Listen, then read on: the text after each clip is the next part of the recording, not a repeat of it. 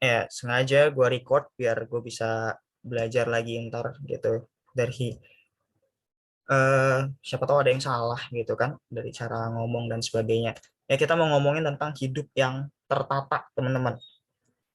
Hidup yang tertata yaitu gambarnya ada orang lagi kerja atau lagi kuliah nih, nggak tahu juga, sama ada waktu. Ya artinya ya kita semua hidup dengan waktu yang dikasih Tuhan yang sama, 24 jam yang sama, tapi eh, cara menata kita beda-beda. Nah, hari ini kita mau belajar tentang hidup yang tertata. Nah, Socrates pernah bilang, ya, Socrates pernah bilang bahwa hidup yang tidak direfleksi atau hidup yang tidak ditelaah tidak layak untuk dijalani. Apa itu telaah? Ya, telaah tuh kalau misalnya nih teman-teman dengar cerita, terus teman-teman sedang memproses untuk memahami maksud dari cerita orang ini. Nah, itu namanya menelaah gitu. Misalnya guru lagi jelasin, terus teman-teman eh, berusaha untuk memahami. Nah, menelaah itu kayak gitu, berusaha untuk memahami gitu. Jadi hidup yang tidak ditelaah tidak layak untuk dijalani, atau hidup yang tidak berusaha dipahami tidak layak untuk dijalani, yaitu kata Socrates. Ya, kenapa kenapa Socrates bilang bahwa hidup yang tidak ditelaah atau tidak direfleksi tidak layak untuk dijalani? Karena banyak nih orang-orang bilang, sebenarnya bukan orang-orang juga sih, eh, orang-orang di Yunani kuno sana ya banyak juga ternyata yang hidupnya tanpa tujuan gitu. Anak-anak muda sekarang malah kalau ditanya lebih ngeri lagi, bilangnya apa? Udah hidup ngalir aja. Ya, kalau lu lihat air, air itu mengalir ke bawah, nggak pernah ke atas. Jadi kalau lu bilang hidup lu ngalir, ya hidup lu ke bawah terus, nggak bakal sampai ke puncak, lu ke bawah terus ujung-ujungnya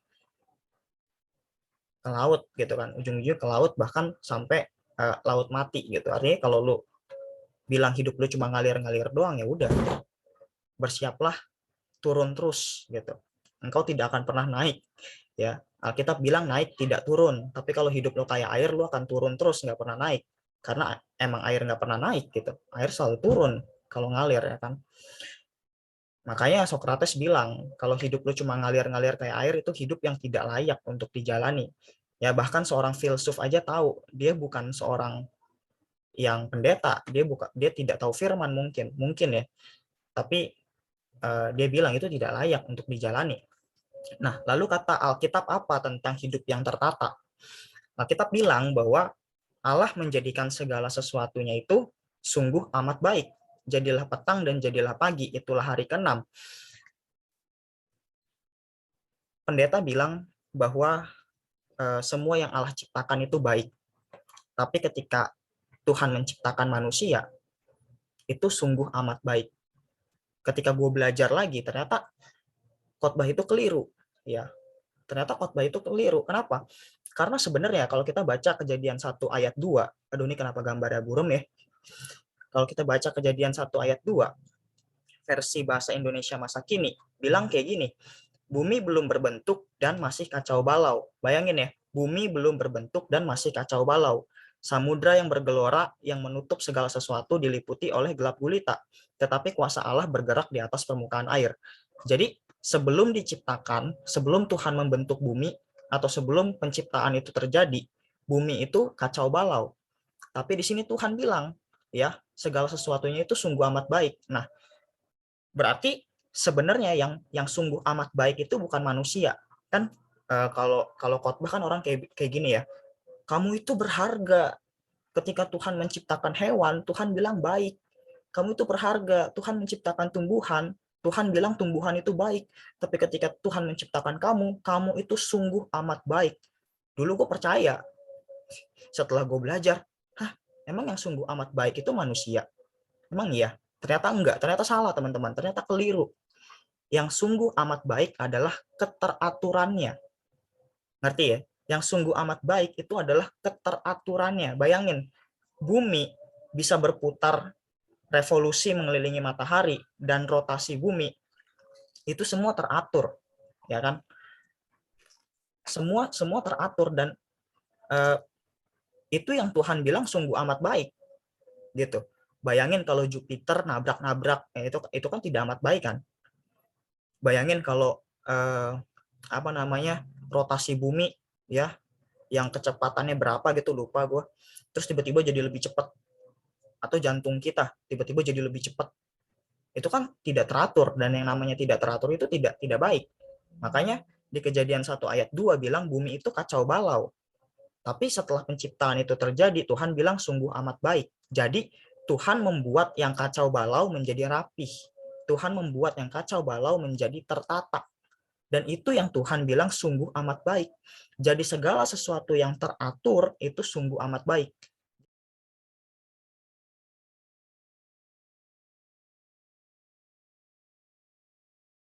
Yang sungguh amat baik itu keteraturan dalam hidup itu. Keteraturan dalam alam semesta itu yang baik, itu yang sungguh amat baik. Karena sebelumnya bumi itu kacau balau. Ya, bumi itu kacau balau, belum ada penciptaan. Bahkan kalau gue baca menurut mitologi, mitologi mengatakan bahwa kacau balau itu disebabkan karena Lucifer yang memberontak dan sebagainya, peperangan di surga. Ya itu intermezzo saja ya, itu gue masih belum bisa mengatakan itu benar. Tapi itu kan hanya pemikiran-pemikiran orang ya. Jadi bumi kacau balau, lalu Tuhan bikin teratur, nah disitulah Tuhan bilang sungguh amat baik. Ya, makanya di slide ini gue bilang bahwa Tuhan membuat segala sesuatunya tuh teratur, ya kan? Aliran darah kita, denyut jantung kita, proses terjadinya hujan, ekosistem, rantai makanan, semuanya teratur. Bisa bayangin kalau aliran darah kita, oh, this meeting will end in 10 minutes. Gue lupa gue salah link berarti ya. Gue salah ngasih link ya. Ini Zoom yang cupu yang gue pakai, bukan Zoom yang bagus ya. Udah nanti kita masuk lagi ya. Salah Zoom gue, sorry. Tapi kita lanjut dulu. Ya, ya jadi benar ya, tadi kan kita udah baca ya Kejadian 1 ayat 2 bumi kacau balau, terus Kejadian 1 ayat 31 dibilang bahwa sungguh amat baik, artinya yang kacau balau dibikin baik sama Tuhan kan gitu ya. Makanya keteraturan itu baik sebenarnya ya. Bayangin aja kalau detak jantung kalian tiba-tiba jadi lebih cepat, nah itu kan bahaya ya. Wah, ada apa nih, kenapa jantung gue lebih cepat gitu. Atau rantai makanan gitu kan, rantai makanan tiba-tiba elang dimakan tikus, wah ngeri juga elang dimakan tikus kan, nggak teratur gitu ya. Maka semua dibikin teratur ya, segala yang teratur adalah baik di mata Tuhan. Nah, maka dari itu kita refleksi bagi hidup kita di masa kini adalah ya, jalani hidup dengan teratur ya, jalani hidup dengan disiplin dan sebagaimana mestinya ya. Maka dari itu ketika kita menjalani hidup ya harus teratur teman-teman, harus disiplin, harus sebagaimana mestinya ya. Makanya kalau teman-teman belajar biologi gitu ya, kan dibilang kita harus makan 3 kali sehari ya, terus kita juga harus menjaga kadar gula darah, kita juga harus menjaga jam tidur ya, semua harus teratur. Kenapa? Ya karena Allah menciptakan semuanya teratur gitu. Tuhan menciptakan semuanya teratur. Maka dari itu ya ketika kita tidur pun ya tidur harus teratur gitu. Tujuannya apa ya? Tujuannya biar sehat ya, teratur, disiplin dan sebagaimana mestinya ya, termasuk jam doa kita, termasuk ibadah kita. Maka dari itu kalau misalnya kita bilang nih, apaan sih makan teratur, suka-suka gue lah mau makan apa gitu. Ya udah suka-suka lu, tapi nanti lu sakit gitu. Jangan, makan harus teratur ya. Dan sebagaimana mestinya gitu. Kalau makan kan ada aturannya kan, harus dikunyah 32 kali ya. Jangan makan kunyah kunyah 2 kali telan, kunyah 2 kali telan. Waduh, itu kasihan usus kita nanti yang memproses. Nah, kenapa semuanya kok teratur ya? Ya karena memang Tuhan menciptakan semuanya dibikin teratur gitu. Dibikin nih teratur nih. Semua ada sistemnya. Lo pengen hujan, ya hujan itu ada prosesnya, ada teratur gitu semuanya. Ya, maka ya hidup juga harus teratur gitu. Kalau sekolah ya sekolahlah sesuai dengan jam sekolah dan sebagainya kan gitu. Ya, jadi itu jadi keteraturan hidup itu alkitabiah ya. Itu yang Tuhan inginkan. Kenapa? Karena jangan sampai hidup kita kacau balau gitu. Ya, Tuhan melihat yang kacau balau dibenerin, dibikin teratur. Nah, hidup kita ya sebisa mungkin teratur lah, disiplin lah dalam segala hal. Ini kenapa salah zoom sih? Oke. Pengkhotbah 5 ayat 18 sampai 19 bilang gini, lihatlah yang kuanggap baik dan tepat ialah kalau orang makan, minum, dan bersenang-senang dalam segala usaha yang dilakukan dengan jerih payah di bawah matahari selama hidup yang pendek yang dikaruniakan Allah kepadanya, sebab itulah bagiannya. Setiap orang yang dikaruniai Allah kekayaan dan harta benda dan kuasa untuk menikmatinya, untuk menerima bagiannya, untuk menerima bahagianya, dan untuk bersukacita dalam jerih payahnya. Itu pun karunia Allah. Nah, pengkhotbah bilang, makan, minum, dan bersenang-senang dalam segala usaha yang dilakukan dengan jerih payah selama hidup yang pendek. Jadi pengkhotbah bilang, kita harus makan, minum, bersenang-senang dalam jerih payah kita. Ya. Terus ini ayatnya unik nih, bersenang-senang dalam jerih payah.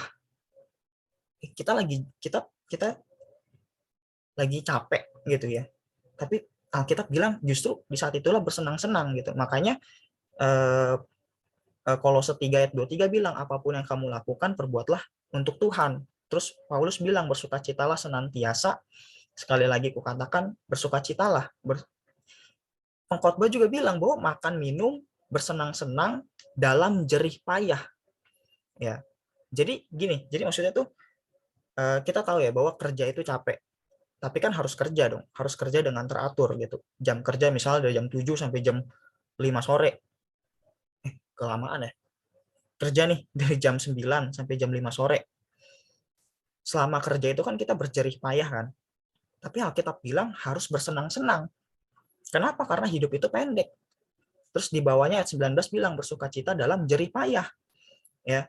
Jadi ketika kerja pun kerja dalam jerih payah pun harus bersukacita, harus bersenang-senang. Artinya apa sih? Sebenarnya simple, menikmati momen. Sebenarnya ayat ini bilang ya udah nikmatin momen aja gitu.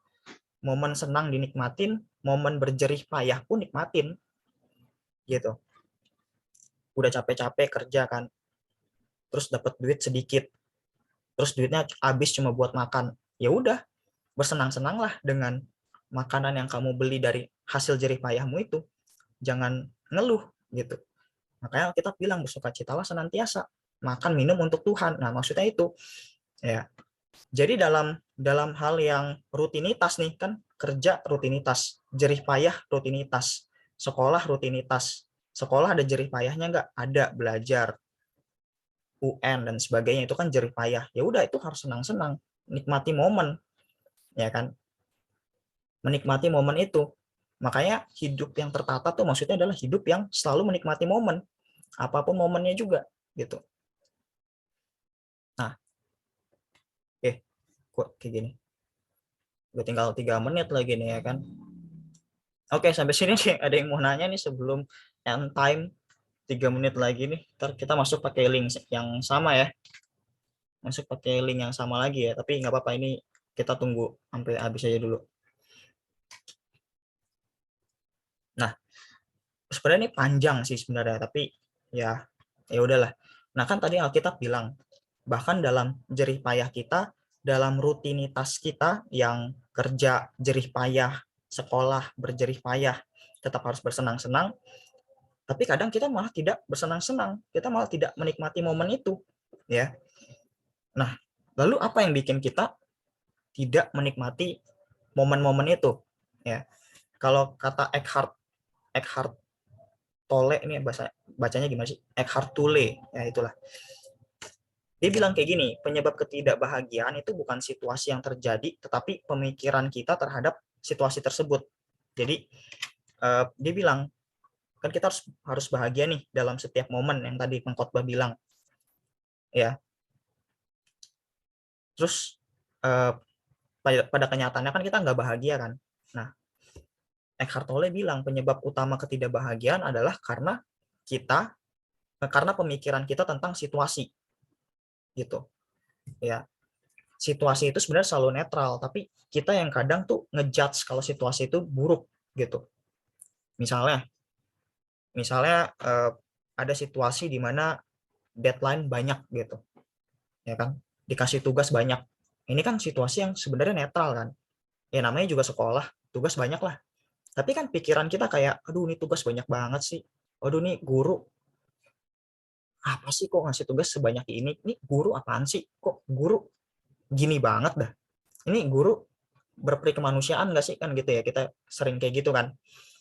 Nah sebenarnya kan itu pemikiran kita doang ya kan.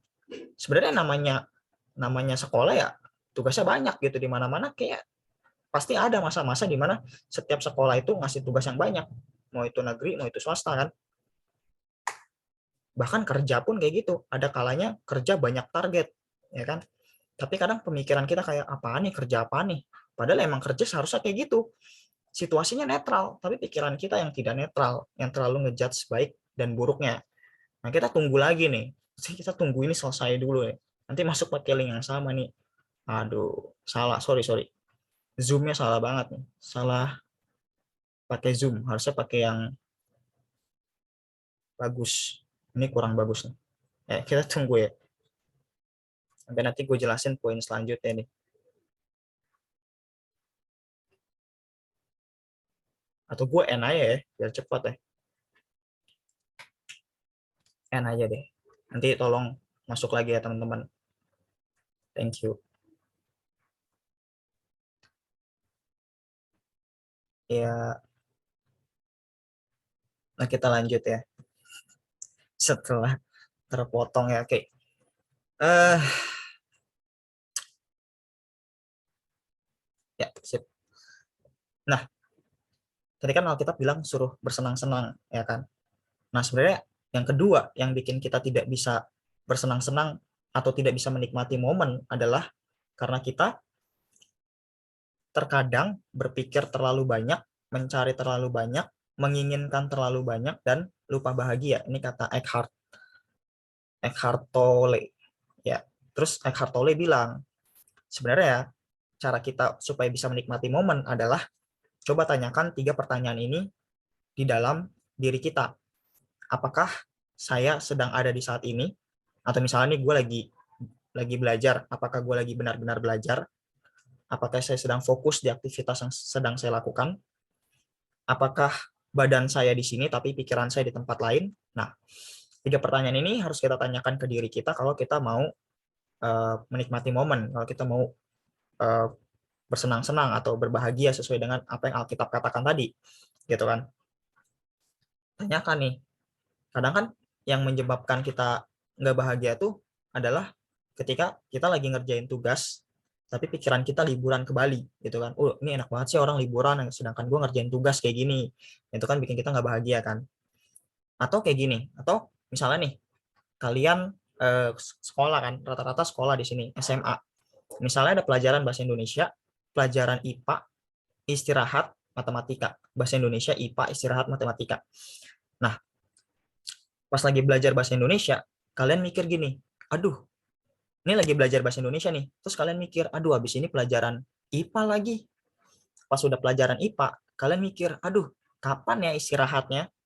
Pas udah istirahat kalian mikir aduh bentar lagi malah MTK lagi. Terus habis belajar MTK, aduh kapan pulang ya. Jadi kalian tidak menikmati momen gitu. Nah ini gue ambil dari buku The Power of Now. Ya, The Power of Now. Dia jelasin gitu.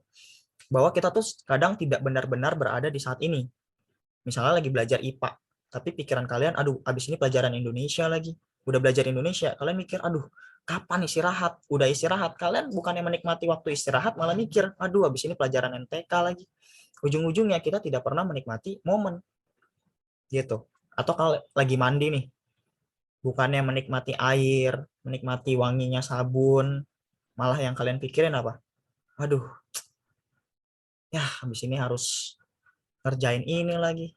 Aduh, habis ini harus ngerjain ini lagi. Jadi kita tidak pernah menikmati momen karena pikiran kita tidak pernah ada di momen itu, ya kan?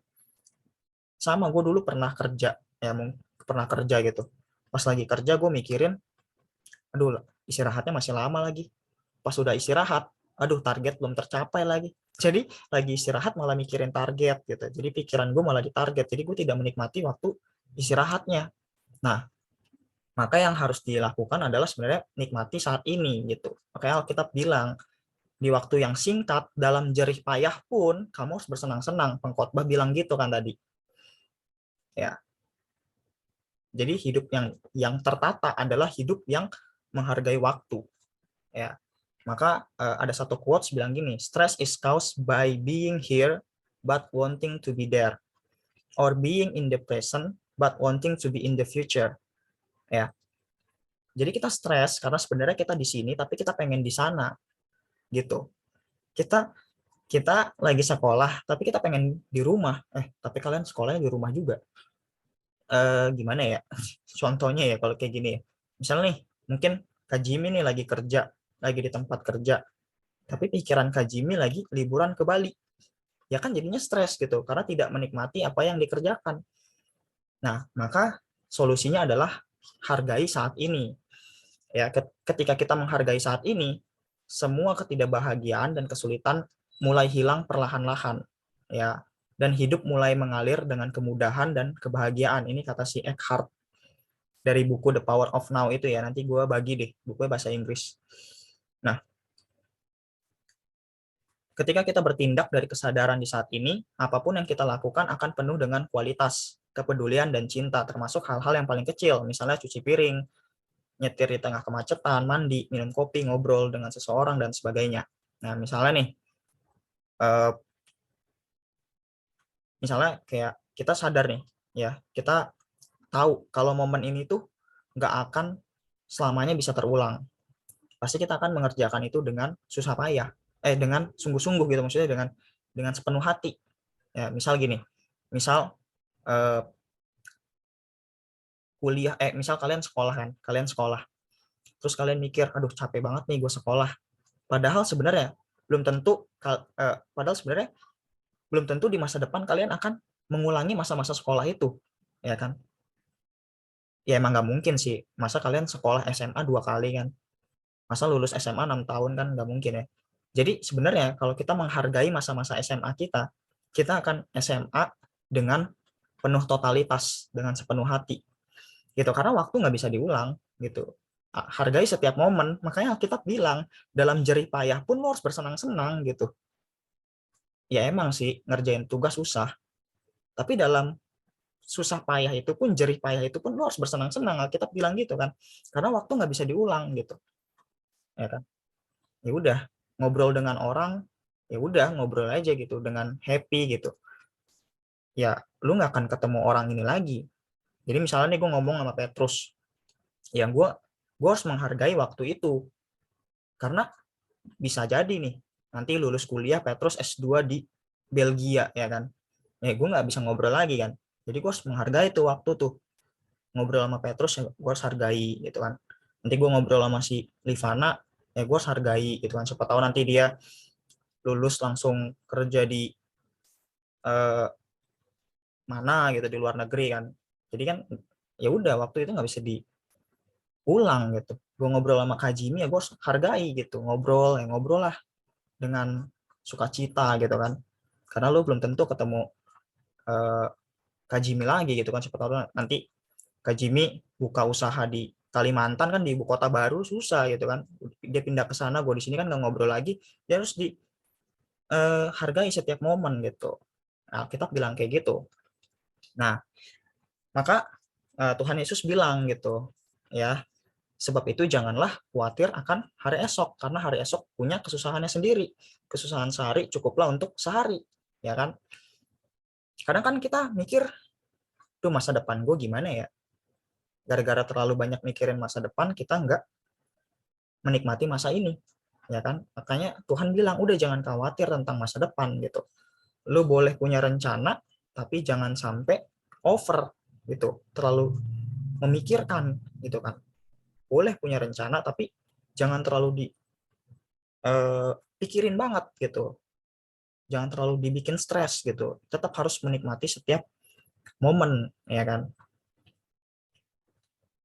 Ya, makanya ada quotes bilang gini, semua rasa tidak nyaman, gelisah, beban, stres, khawatir, semua bentuk dari rasa takut disebabkan oleh kebanyakan mikirin masa depan dan tidak ada di saat ini.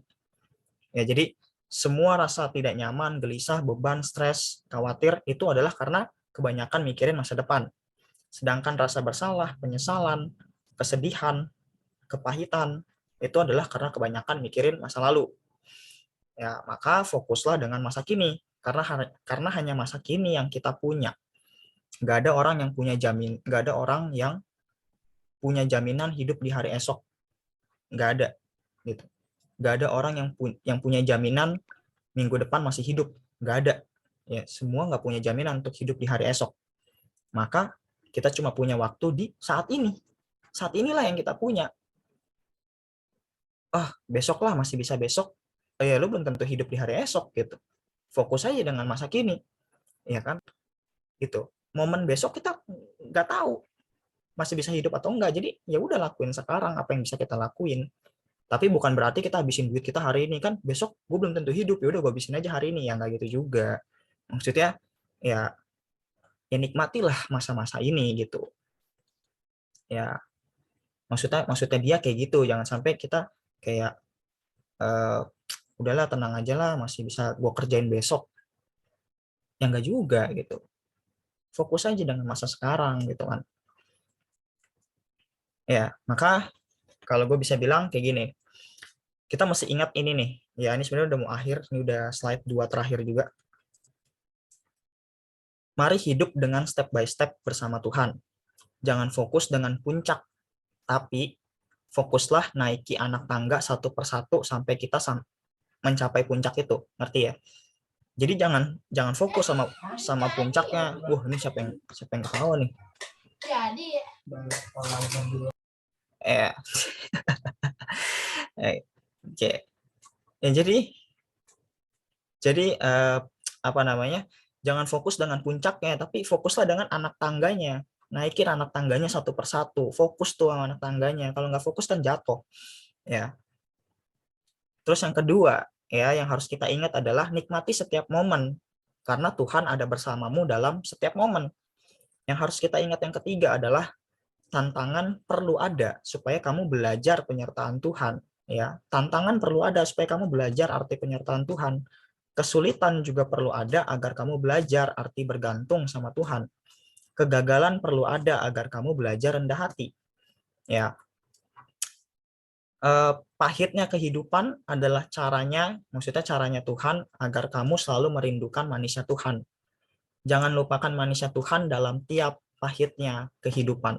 Ya, ini yang harus kita ingat ya. Jadi jadi apa namanya? Nikmati setiap momen itu ya. Pengkhotbah bilang dalam jerih payah pun kamu harus bersukacita. Ya. Oke. Slide terakhir, selamat menata dan menelaah hidup di masa kini. Ya, Tuhan Yesus memberkati. Oke. Ini stop recordingnya gimana?